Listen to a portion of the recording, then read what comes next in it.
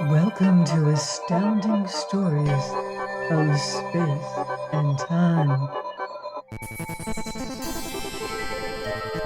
I'm Mardell, and our story this week is Hunting License by James V. McConnell. The helicopters buzzed lazily overhead like fat flies in a warm May wind. "Here they go, right on time," said William Carston III. His hunting jacket shone bright red in the early morning sun as he moved out into the open to watch the planes. "I do hope that they don't get airsick," replied Thomas Thurman from his comfortable chair in front of the fire. He took a long stick and began poking the embers closer to the coffee container. William Carston turned around and looked at his companion. "Why in heaven's name should you be so concerned about them?" he asked. The early morning light on his brown and gray hair gave it a more youthful appearance than it usually had. "They don't hunt very well when they're sick," said Thurman, "and that, of course, is my only concern for them." He smiled at his hunting partner, then motioned him over to the fire. "Have a cup of coffee while we're waiting." Carston walked over to the center of the little forest clearing where they had built the fire. "I might as well have a cup, I guess," he said. His face furrowed with deep lines that had taken half a lifetime to create, wore a slight frown. "But I wish that Emmett would get back. What's the sense of hiring a hunting guide if he's not around to take care of things for you? I'm getting hungry." Thurman laughed at him. "If you'd worry more about where we're going to hunt, instead of spending all your time thinking about your stomach, we'd probably have better luck," he said. He poured a cup of sweet brown coffee for both of them, then passed one of the cups to Carston. "Emmett probably couldn't get the warden on the phone right away." Thurman, who had once been something of an athlete, began to laugh, his heavy-set body shaking gently with the expressed mirth. "If the worst comes to the worst, Bill, we could fix our own breakfast, you know." Carston uttered a sigh. "Hunting just isn't what it used to be. Sometimes I wonder why I bother to come out at all." He settled down comfortably on a collapsible chair and looked around him. He could just see the top of a tall metal fence, a few hundred yards away, the stout circle of steel that engirdled the game preserve, cutting it off from the rest of the world. "You come hunting for the same reason that I do, Bill Carston, because you love the thrill of the sport," Thurman told him. "Because there's nothing like it in the world, the bright open air, the smell of green forest, and the pleasure of pitting yourself against the hunted. That's why you come hunting." Carston shrugged. "I suppose you're right, but—" He stopped in mid-sentence, interrupted by the sound of trampled underbrush. "Oh, here's Emmett back." Emmett Packer, registered hunting guide, came from behind a clump of bushes into the little clearing in the woods. His bright yellow hunting jacket reflected a dazzling pattern of sunlight and shadows in striking contrast to the man's weathered complexion and dark black hair. He waved a muscular arm at his employers. "Sorry I took so long, boys," he said, walking towards them. "But I had trouble getting the warden on the car telephone. The line was busy." Emmett poured himself a cup of coffee. "But I finally got a hold of him. He'll be along in a little while. And the horses are all lined up for us at the gate, so we shouldn't have any trouble at all." "Good," said Thurman. Emmett smiled. "Now I suppose you boys would like a little breakfast." Emmett said it not quite as a question, but more as an assertion of a known fact. Of course, said Karsten. I'm starving. Got to have energy to hunt, you know. He smiled jovially. Emmett set about opening canisters and boxes in preparation of the meal. Thurman and Karsten leaned back in their comfortable chairs and stared at the scenery. Overhead, one last helicopter droned by. In the tall forest grass, a cricket chirped angrily. How would you like your steaks? Asked Emmett. Medium, said Thurman. A little on the rare side if you can manage it, said Karsten. And no onions for me. They give me indigestion. He glanced nervously at his watch. I wonder if I'll have time to call the office before the warden gets here. Tom Thurman smiled. Relax, he said. Your office can take care of itself for a change. Well, I guess it can, but then why worry about it, said Thurman. Forget it. Make the most of your vacation after all. It isn't every day in the year that you come hunting humans, you know. Shrugging his shoulders for an answer, William Karsten relaxed again. The aroma of cooking meat permeated the morning breeze, mingling with the subtler smells of pine and warm, rich earth. In the nearby trees, birds sang out loud. Wonder how many we'll get this year, asked Thurman after a while. Emmett looked up from his chores. If you boys will just follow my directions, you'll get the limit. He smiled proudly. My hunters always come back with the limit, you know that. Karsten harumphed. I saw some of the sorry specimens you dug up for the Kilpatricks last year. And I must say, he continued, they were the poorest excuses for human beings I've ever seen. Emmett frowned and started to answer, but Thurman spoke first. That reminds me, Bill, if we bring back any bodies this year, Martha says we'll have to wrap them up first. What's the matter with Martha? Asked Karsten. She doesn't really object to the sight of naked bodies lashed to the front fenders of your car, does she? With a laugh, Thomas Thurman said, No, Martha doesn't object to our displaying the spoils of the hunt. But she says that last year the blood spoiled the finish of the car, and I don't want to have it repainted again this year. He sighed softly. Just one of her whims, I guess. Breakfast is ready, said Emmett. The high-pitched whine of rotor blades interrupted their meal. The three men watched the bright blue helicopter drop slowly out of the sky and come to a gentle landing at one edge of the clearing. One of the plane's engines had stopped, and the blades were no longer twirling. The door to the aircraft opened, and out stepped a rotund figure dressed in a uniform, the same sky-blue color as that of the plane. He bounced more than walked towards the seated trio. Good day, gentlemen, the warden called out as soon as he was within earshot. Oh, please don't get up on my account. Thurman motioned with one hand.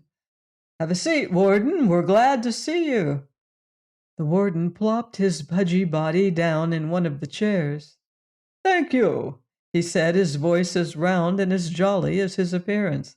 Having breakfast, I see. He waved a hand. Oh, please don't offer me anything to eat. I'm on a diet again, he sighed. Emmett rose to get the papers that the officer would want to see. How's the crop this year, warden? He asked. A frown crossed the fat man's face. Fair, just fair, he said. I can't understand it, really. A few years ago, there were so many of them. His face brightened a bit. But then there's still enough to go around, and that's the important thing. And on the other hand, I suppose that we ought to be happy, from the sociological point of view, of course, that there just aren't as many criminals in our society today as there used to be. It speaks well for us, don't you think? William Carston III made a slight noise with his tongue. But it ruins the hunting. You can't have a hunt unless you've got criminals to hunt for. He turned to his companion. You see, Tom, he said, I told you that it wouldn't be too good this year. I wonder what's wrong with things nowadays, that there just aren't enough criminals, mused Thurman. Emmett returned with the proper papers and handed them to the warden. The fat little man looked them over carefully, then handed them back to the guide with a wave of his hand. They look in excellent order, he told Emmett. He turned to the hunters. You have a good man here in Emmett, he told them. Emmett favored the officer with a smile. Reaching inside his jacket, the warden extracted a little box and handed it to Emmett. Here are the supersonic whistles, gentlemen, and the crystals for your earplugs so that you can hear them. Just be sure to use them. Remember, the first time you sight a quarry, give one long toot on the whistle. If you hear nothing in your earplugs, he's yours to track down. But if you hear 3 short toots in answer, that means that someone else beat you to him. The officer waved a finger at the 2 hunters. And let's have no mistakes and no arguments like we have had in the past. Just follow the rules, blow your whistles correctly, and everyone will have a fair chance at the game. Emmett fitted the slim crystals into the earplugs. They look a little different this year, he said. Oh, yes, the warden told him. We had to go much higher, up the supersonic scale this time, since we discovered that one of the quarries last year could hear up to 22,000 cycles. He smiled jovially. Can't have the hunted hearing the whistles when they're being tracked down, you know. Carston wiped his lips with a napkin and then handed his empty plate to the guide. Any new rules this year, Warden? He asked. No, I think the only new thing we have this year is that hunting jacket of yours, Mr. Carston. It is new, isn't it? Carston beamed. Why, yes, it is. Latest style, I think. He raised his arms to display the brilliant red garment the better. It's a new kind of material, guaranteed to be seen for half a mile, even at night. He lowered his arms, then patted one of the chest pockets. But the best thing is that it's got a self-contained heating-cooling system built right in. All you have to do is to turn the dial and you get whatever weather you want. The warden looked impressed. My, he said, what won't they think of next? He smiled again. I imagine that the people you're going to be hunting would give a pretty penny for one of those today. The weatherman says it's going to be a bit chilly tonight. Thurman lit a cigarette. I guess it is rather hard on them, being dumped in the middle of the preserve completely naked, so to speak. He sighed. But then they're criminals, after all. That's right, said Carston, and remember, they've got their paint to keep them warm, he added, laughing. The warden snapped his fingers. I'm glad you reminded me, Mr. Carston. The paint is a little different this year. Carston looked surprised. They haven't changed the signals, have they? He demanded. Oh, no, said the warden. Black stripes painted all around the body still means he's an ordinary criminal.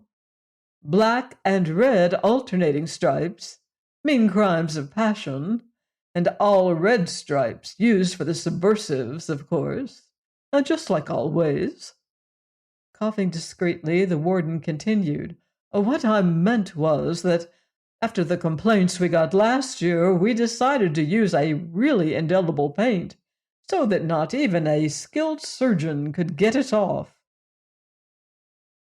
Complaints? Added Thurman. The warden gave a gigantic sigh. That's right. It seems that some of the hunters, not people like you, mind, but some of them have been altering the color of the stripes after they've bagged their game." He smiled.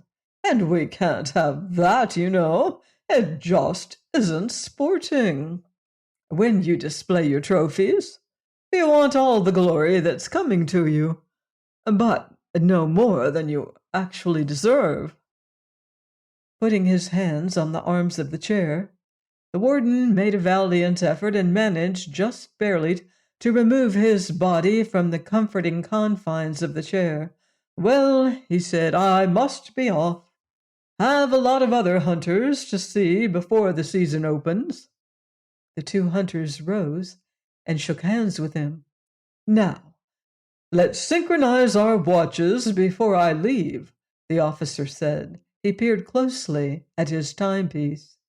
"It's now 7:23:05 by my official clock.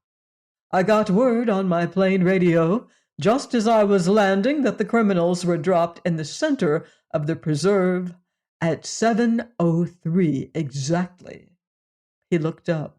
"The season opens at 10 sharp. I'll see you at the gate before then, of course." He turned around and bounced towards the plane.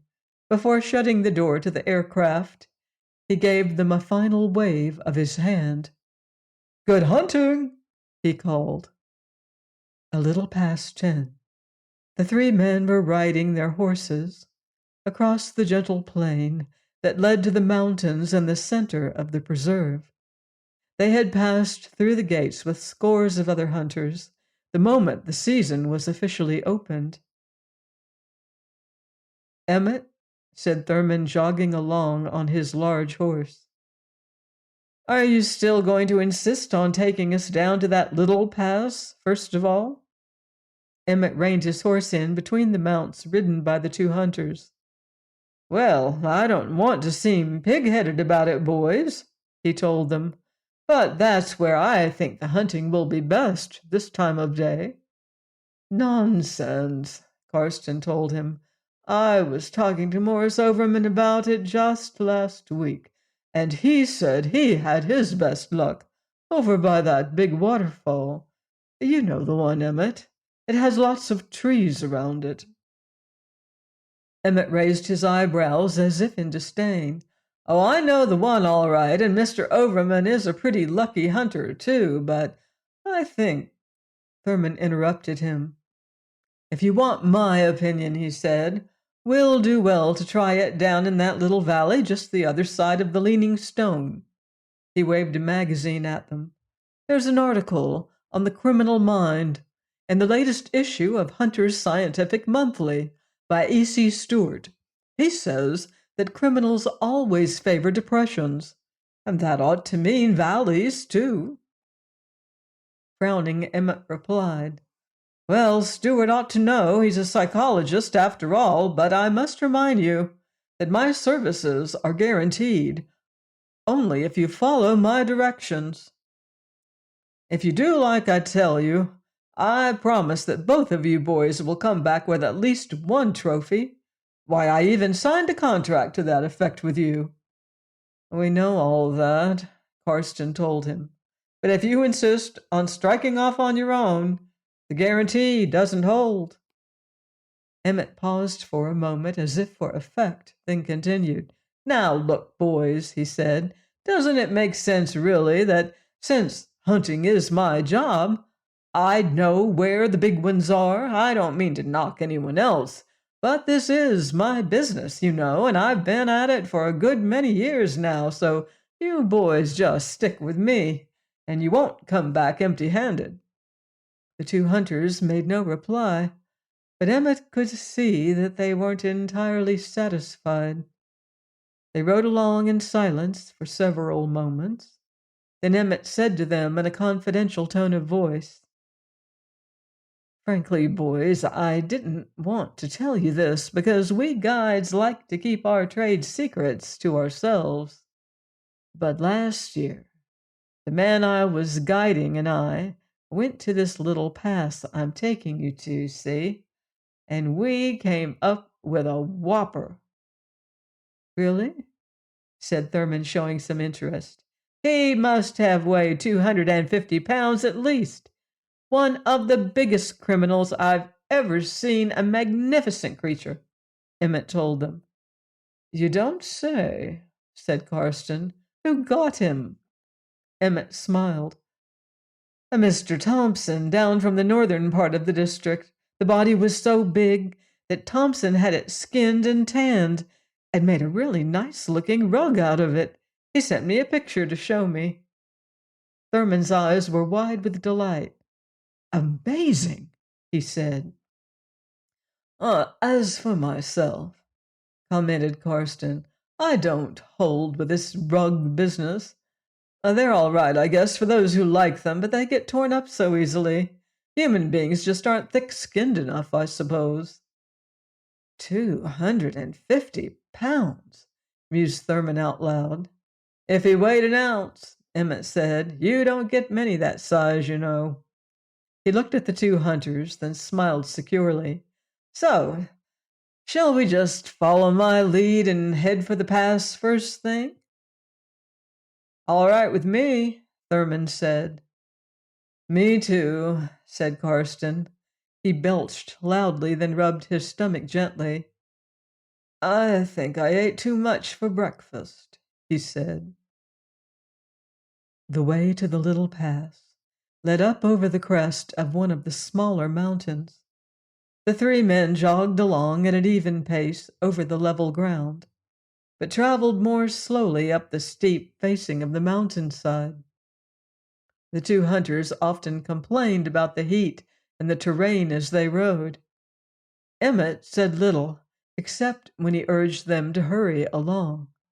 The sun was high in the sky, just past the zenith, when the trio came down the side of a small cliff and out through a little pass onto an open space of ground.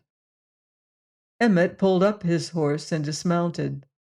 Well, boys, he said, let's get off here for a while. The other two dismounted and handed their animals over to the guide. Looks like a fairly good spot, said Thurman. Emmett tethered the horses quickly and then began unpacking some of the equipment. He put up the collapsible chairs in the cooling shade of a single tree that stood near the center of the little clearing. Then he placed some of the boxes containing food around the chairs and handed the two hunters their guns. If you boys will make yourself comfortable, I'll go out and scout around for something to shoot at, he told them. Karsten settled down into one of the chairs with an audible sigh of relief. Thurman gave his gun a casual inspection. All right, he said to the guide, go ahead and see if you can find something worthwhile. Emmett tucked his rifle under his arm and headed off into the dense underbrush. Have something to eat, Karsten said, passing an open box to his companion. Thurman helped himself to the food, then leaned back in his chair. I don't mind saying that I hope Emmett will come up with a good-sized one right off, he said. You know what I'd like, Karsten said through a mouthful of food. I wish he'd find me a real redhead. That's all I really need to give my collection balance. He waved a chicken leg at Thurman. If it were a good-sized head, I'd hang it right in the center over the mantelpiece. I could surround it with heads that have dark hair and make quite an attractive pattern. My wife goes in for color schemes, you know. Tom Thurman sighed. The day was dry, and he could feel the drowsy heat of the sun. Even in the pleasant shade of the large tree, he began to fan himself with his hand. I understand the latest fad is to have the whole body stuffed and mounted on a plaque before you hang it up on the wall, he said. He shrugged his shoulders. Maybe I'm just old-fashioned, he continued, but it seems to me that they would take up an awful lot of room if you did that. A tiny gnat began to pester Karsten as he ate. He brushed it aside several times, but it always returned to whine annoyingly around his face. Well, Karsten said, there's precedent for it. Remember how excited old Maury was the first time he bagged a 200-pounder? Karsten guffawed. He was so damn proud he kept the whole body and tucked it away in his freezer. He used to pull it out to show people when he gave a party. Sighing in reminiscence, he continued, Had to give it up after a while, though. He thawed it out so many times that it began to spoil. He slapped violently at the gnat. Thurman opened his canteen and began sipping at the cool liquid inside. He was about to light a cigarette when he saw Emmett returning. Here comes Emmett, he said excitedly to Karsten. Maybe he's made contact. Karsten got up from his chair heavily. He's smiling. I'll bet he's found us a good one. He reached for his gun. Emmett walked up to the two hunters quickly. Well, boys, you're in, he said, grinning broadly. I found one, just like I told you I would. Where? Asked Thurman quickly. Down this little path here. About a quarter of a mile. He's hiding in a kind of thicket, but you won't have any trouble spotting him. The sun's bright there. You can see the white of his body clearly. He paused to give them a superior grin. And I don't think he knew that I'd spotted him. You stay here and look after the horses, Thurman told the guide. We'll signal you at the kill. The two hunters walked quickly down the path, under the refreshing shade of the forest. Both of them were excited, and they tended occasionally to stumble over tree roots and dead branches as they went. He must be just down the way there, Karsten whispered hoarsely after they had gone for some distance into the woods. Shh, whispered Thurman, attempting to quiet his companion. The path made a slight turn just beyond them, and when they had rounded it, they saw a thick clump of bushes ahead. Through the green and brown pattern of the leaves, they could see brief patches of pale white. That's it, whispered Karsten. Thurman nodded and pulled out his whistle. He gave a long, silent blast on it that he could hear only as a sharp, rasping noise from the tiny plug he wore in one ear. The two hunters stood quietly waiting, their faces filled with expectation. After a few moments, Thurman turned to his hunting partner. No answer. We must have spotted him first. Good, said Karsten. Let's go get him. They had no more than started towards their quarry when they saw a sudden movement in the bushes. The white patches disappeared, and they could hear the sound of running feet. Damn, said Karsten loudly. He must have heard us. Thurman smiled. It's better this way, Bill. I rather like tracking them down, don't you? Well, it's kind of a bother as far as I'm concerned, especially so soon after eating, Karsten said, but he followed quickly behind as Thurman set off in pursuit. The forest was too thick for a man to run with any real speed, so the hunters managed to stay close behind their quarry without expending too much energy. I wonder what he looked like, Karsten said, as they pushed their way through the thick underbrush. I didn't get a good look at him. Neither did I, Thurman replied, grabbing hold of a vine to pull himself over a dead tree that stood in their path. I hope he isn't just an ordinary criminal. I've got enough black stripes at home as it is. Look out, Karsten cried suddenly. He's doubling back on us. The two men turned rapidly and set off in a new direction, attempting to head off their quarry before he could make his way to open ground. They managed to get in between him and the edge of the woods, and were rewarded by seeing a brief ripple of white as the naked man turned and started back towards the center of the little forest. Good work, said Thurman. Most of the time, they tracked him simply by listening to the directions the noise of his running came from. Often they were close enough as his heels to get a quick glimpse of flesh in the distance, an arm, a leg, or part of his back. They got their first good look at him when they came out from behind a rock into a little clearing. The quarry was just disappearing into the forest on the other side of the open space. "Red stripes!" cried Karsten as they rushed across the clearing. "He's a subversive! Now that is luck!" "Looks awfully small to me," said Thurman, "whatever he is." "Damn. You don't suppose it could be a woman, do you?" Karsten asked somewhat breathlessly. "We only got a glimpse of it." "I hope not. Supposed to be bad luck to shoot a woman first thing on a hunt, you know," Thurman replied as they reached the far side of the clearing. "Anyway, we'll soon know." They plunged into the heavy forest, only a few hundred yards behind their game. Following rapidly along behind him, they left a wake of broken branches and torn limbs as they went. The forest rang with the sounds of the chase.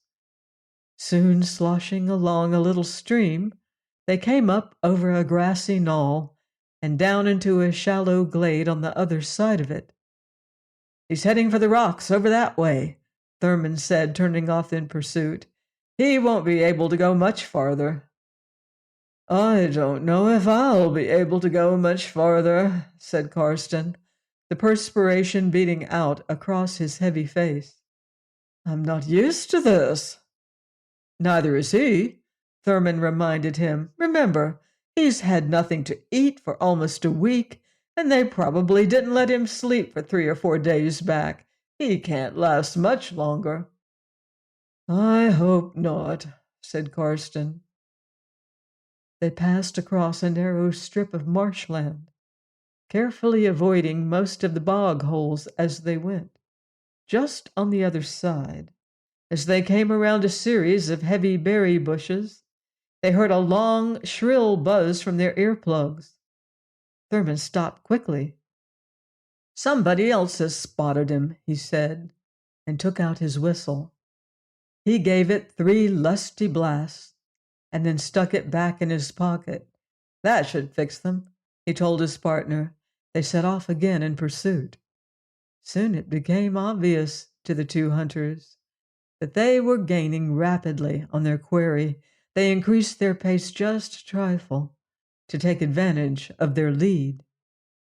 It was, perhaps, 5 minutes later when they tracked their man down and for the first time got a good look at him. They were very close to the outcroppings of a rather steep foothill when they came over a little rise and saw him scarcely 1,000 yards in front of them. "There he goes!" cried Karsten, "into that little pass between those 2 rocks." Rapidly they closed in upon the narrow pass. The opening between the big rocks was not much more than 10 feet wide. It led like a narrow corridor through the sides of the hill and then opened up beyond into a little canyon. The 2 hunters paused just on the other side of the pass. "I think he's trapped," said Thurman. "I can't tell for sure, because there are too many bushes in the way, but I think this is a little box canyon, and that this pass is the only way out." William Karsten looked around him. "Seems that way to me," he told his companion. "Let's move on in slowly." They took their time as they walked through the narrow canyon, checking behind each bush and rock as they went. The little valley was only 100 yards wide, but several hundred yards in length. On all sides rose a sheer cliff some 50 feet in height. When they were about 200 yards from the end of the canyon, they stopped. The cliff walls had narrowed, so that there was scarcely a 25-yard distance from one side to the other. Only one last row of bushes separated the hunters from their quarry. I can see him from here, Karsten said. He's up against the back of the canyon there, trying to hide. Well, this is it, Thurman said. It's a pity he's such a small-sized one. Well, asked Karsten, shall we flip a coin? Why not? Said Thurman. He reached in his pocket. Call it, he said. Heads, Karsten answered. Thomas Thurman tossed the coin high into the air. Its silver sides caught brightly at the sunlight as it mounted in a smooth arc, then danced back to earth. The two men leaned over to inspect it. Heads it is, Karsten said, grinning. I win. This is your day, I guess, Thurman told him. Karsten moved forward to the clump of bushes, Thurman following close behind. They could see the quarry clearly now, the whiteness of his body in bold contrast with the thick red stripes. He has gray hair, Thurman said. The criminal inched back along the rocky wall, seeking desperately for some exit. He tried to climb up the side of the cliff, but could do no more than to stir up a small shower of loose stones as he lost his footing. Suddenly he picked up a rock, twirled, and threw it at the hunters. It scarcely covered a third of the ground between them. Well, I like that, said Karsten. He's got his nerve. He raised his rifle to his shoulder and looked carefully through the telescopic sight. For several moments he held his stance. Then slowly he lowered the gun back to his side. I'm sorry, Tom, he said, but I think I'll let you have this one after all. Thurman looked surprised. What's the matter, Bill? He asked. William Karsten sighed. I think I used to know him. Oh, Thurman said, and then he frowned. You're sure it's not just because he's so small that you're giving him up? He questioned. No, quite sure. I think he was one of my professors back in college. Oh, well then, Thurman said. He put his gun to his shoulder and took careful aim. Shoot for the body, Tom, Karsten whispered to him. Don't want to spoil the head.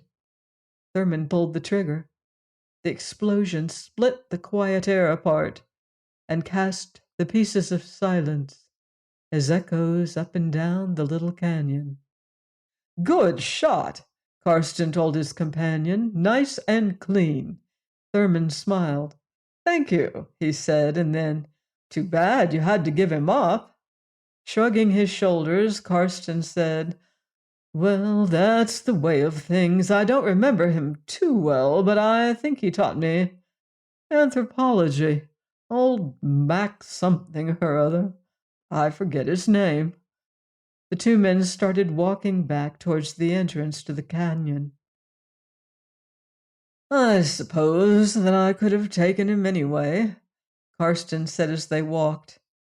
But I've never considered it in good taste to shoot someone whom I've known. I know how you feel, Thurman told him. It sort of, well, ruins the sport, if you know what I mean, Karsten said. Sure, replied Thurman. They went quietly through the narrow little pass, stopping on the other side. Thurman lit a cigarette and leaned back against a rock to rest. Karsten put a star shell into his rifle, pointed it towards the sky, and fired. They both watched as it burst into a gaudy blossom of fire and smoke far above them. That ought to bring Emmett on the run, Karsten said. He can clean things up and leave a marker. The plane will pick up the body later today. Thurman took a deep breath. The air had a tangy smell to it of springtime grass and early flowers. The warmth of the sun gave the forest a hazy sort of glow. In the nearby trees, small animals chattered loudly. Nice day, isn't it, Bill? It certainly is, Karsten answered, gazing thoughtfully at the pleasant landscape. But look at those clouds. It might rain tonight. It might at that, Thurman told him. He gave another sigh, and then smiled, dropping his cigar to the ground and crushing it out beneath his boot. Well, shall we go? He asked. I'm getting hungry.